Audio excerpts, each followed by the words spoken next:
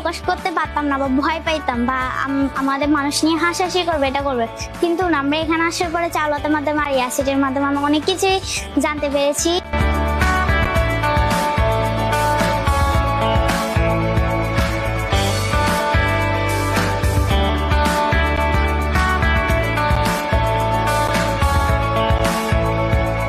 ওদের সাথে আমার সময় অনেক ভালো কাটে।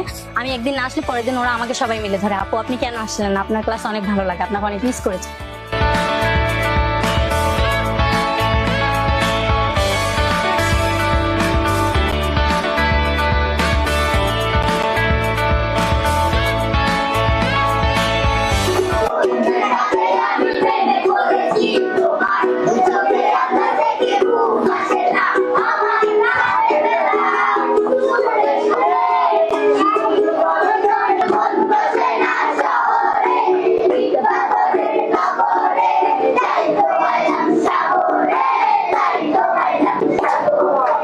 তোমরা খুব দারুণ একটা জায়গায় আছো, স্কুলে আছো, তোমাদের স্যাররা, তোমাদের বড় ভাইয়ারা, আমাদের টিচাররা তোমাদেরকে অনেক ভাবে, আর তোমাদেরকেও সেম ভাবে তোমাদের লাইফ নিয়ে ভাবতে হবে।